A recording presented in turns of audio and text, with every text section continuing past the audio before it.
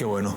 Vale, pues yo creo que ya llegamos al final, como te comenté. No sé si quieres añadir alguna cosita más antes, No, sobre todo a nivel de empresa. No, hemos cubierto, yo creo que... Perfecto, pues el tema de las preguntas sin filtro, como sabes, son 5 preguntas. De esas 5, 2 puedes decidir no responderlas. ¿Vale? No conocía yo esto. ¿No? Pues mira, te lo digo ahora. Dispara. Se me olvidó. De estas 5 preguntas, 2 puedes decides no responderlas. Vale. Entonces, la primera... Qué miedo, si... Bueno, me he portado bien. La primera es, ¿has despedido a alguien por incompetente o por hacer algo grave? ¿Cuál fue la razón y cómo lo gestionaste? Muchas personas.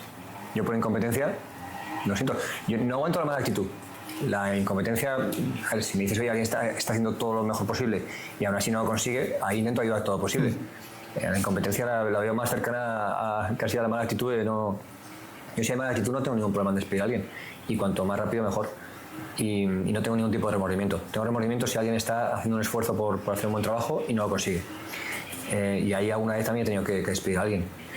Creo que un despido pasa por tener una conversación honesta con la persona cuanto antes, tener varias conversaciones honestas, de hecho, y que el día en el que se produce el despido, porque al final no has sido capaz de hacerlo funcionar, no sea una sorpresa.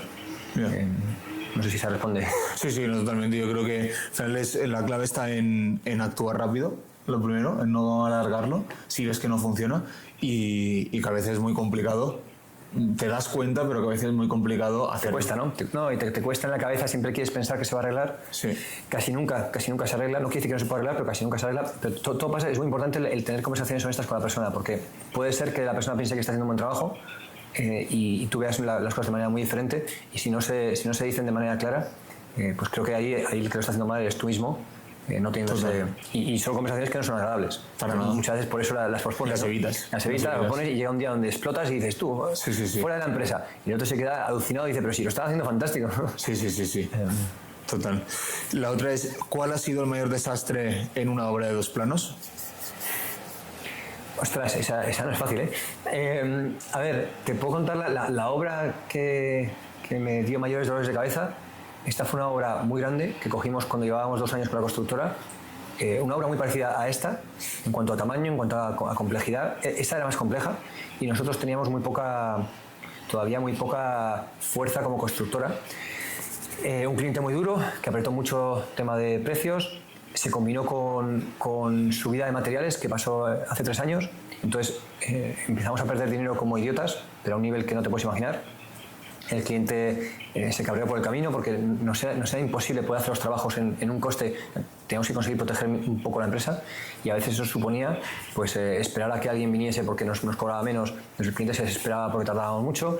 Luego había un arquitecto que también no contribuía y al final, pues, a 4 meses de terminar la obra, después de casi 2 años, nos echó de la obra. Entonces perdimos 150.000 euros en esa obra, es decir, costes menos comparado con ingresos, menos 150.000, y ni siquiera tenemos fotos de la obra. Esa es la peor obra desde una perspectiva de empresa, esa es la peor obra. Y la tenemos como cliente. Y a esto no la tengo, pero mientras pasa esto, ¿Qué? mientras estás haciendo esta obra, ¿qué haces? Es decir, ¿cómo lo controlas tu día a día, sabiendo que estás ahí? Bueno, ahí la duda, lo que varias personas me decían en aquel entonces es, tío, tienes que salte de la obra. Sí, ¿no? Salte de la obra porque es un pozo sin fondo. Los precios habían subido un montón, con lo cual yo estaba pagando por las cosas más de lo que el cliente me pagaba por ellas, y me animaron varias veces a salir. Lo que pasa es que bueno, era un cliente que para mí era importante porque pues, era una persona de una empresa donde habíamos conseguido varios proyectos y no quería hacer eso.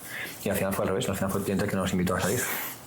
En fin, creo que es difícil que seáis algo peor que aquí ahora. Se dice que en las obras hay mucho dinero negro y comisiones ocultas, ¿no? Que antes también lo comentábamos. ¿Es un mito, realmente pasa? Ya hemos comentado antes que sí, ¿no? Que realmente pasa, que no es un mito, que realmente se trabaja mucho con dinero negro.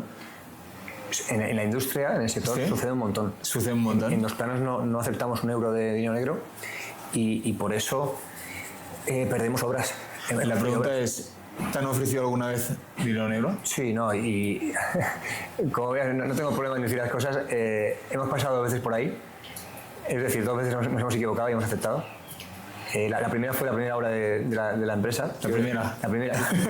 La segunda, porque la primera ya estaba, la primera era un familiar de mi socio y directamente arrancamos. Y la primera obra que realmente ganamos, la persona nos ofreció una parte en negro y nos engañamos a nosotros mismos. Nos dijimos, mira, se lo pagas directamente al albañil y como si no pasase, ¿no? Aquella persona nos dejó dinero a pagar y va todo de la mano. Entonces, bueno, fue un buen aprendizaje. Nos ha sucedido una vez más y fue porque me pillaron a contrapié. Llevaba un tiempo con un cliente y en la última reunión, antes de cerrarlo, me dice: oye, por cierto, tengo un dinerito aquí, me lo traigo de Italia, me dijo. Y no supe decir que no. No supe decir que no. No me salió. Con las ganas de cerrar. Sí, las ganas de cerrar. Y de verdad que con ese cliente, había establecido una buena relación. Ya nos habíamos visto varias veces. Era un chico con su padre, el padre venía de Italia y me pilló y no supe decir que no. Y dije, bueno, pues se lo doy al baño y ya está, ¿no? Y desde entonces no ha vuelto a suceder. Y hace esto ya 4 años. Ahora, esto sucede en el día a día. Sucede, ¿no? Sucede. El tema de las comisiones es otro mundo y, ¿qué te voy a decir? Ese es tan popular o más como el... Sí, ¿no? Sí. Ahí no voy a entrar mucho en detalle, pero sí. Qué fuerte. ¿Cuál ha sido la vez que has perdido más dinero en tu empresa? No sé si es lo que has comentado antes. Sí, es eso. A ver, luego yo pierdo mucho dinero cuando me contrato un jefe de obra y no me sale bien. Quiere decir que me puede dejar 2, 3 obras empantanadas. Empantanadas con un montón de problemas en el cierre de obra. Y ese jefe de obra puede tener un impacto de decenas de miles de euros en la empresa. Es decir, que haya 30, 40.000 euros, 50.000 que yo dejo que pierdo por costes extra por una mala gestión en un par de obras, eso es habitual. Sí, ¿no? Eso, habitual quiere decir que me ha pasado unas cuantas veces. Sí. Es muy difícil reclutar jefes de obra y no equivocarte. Como reclutamiento es. Bueno, creo que en todos los perfiles tienes este riesgo, ¿no? Correcto. Lo que pasa es que hay perfiles de más responsabilidad y menos, y con más responsabilidad pues tienes más que perder. En este caso es que hay muchas posiciones con mucha responsabilidad. O sea, todo jefe de obra en la empresa, que tenemos claro, pues 10 personas, pues tiene mucha responsabilidad. Claro. Y por último ya, algo digamos más personal, ¿qué le dirías a tu yo de 25 años? ¿De 25? ¿Tú tienes 25? Sí. Yo con 25 años era consultor. O sea, yo con 25 años... A ver, ¿qué me diría? Yo creo que me diría que intentase emprender antes. Yo tardé 10 años en emprender. Emprendí con 35 más o menos.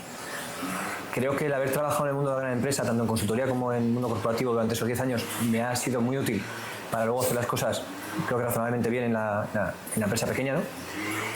Creo que si en lugar de 10 hubiesen sido 5 o 6, creo que hubiese aprendido el 80% y creo que habría empezado antes a aprender de emprender, que es otro mundo, ¿no? También hubiese emprendido en un momento un poco menos tenso, porque yo emprendí con un segundo bebé en camino, hipoteca y demás, entonces hubiese emprendido soltero y más tranquilo. Yo creo que ese para mí hubiese sido... Es verdad que aprendí mucho tanto en consultoría como en el siguiente trabajo. Y no fueron aprendizajes del segundo año, ya sabía. En consultoría llegué a ser jefe de proyecto, luego paso a gran empresa, gestiono un equipo, lo monto de cero durante 2 años y luego me voy a gestionar un equipo muy grande ahí en Estados Unidos. Entonces aprendí mucho los últimos 2 años también. Entonces es fácil decir ahora... Sí, en perspectiva. En grandes líneas estoy contento con la carrera profesional. Es un poco... Qué bueno. Bueno, sí, realmente no, y además ahora que se ha puesto de moda emprender, ¿no? Que parece que todo el mundo tiene que hacerlo, porque a cada uno le llega su momento y el tiempo y las ganas, cuando tiene ganas de hacerlo, que esta es otra. Sí. Al final debes tener una constancia brutal.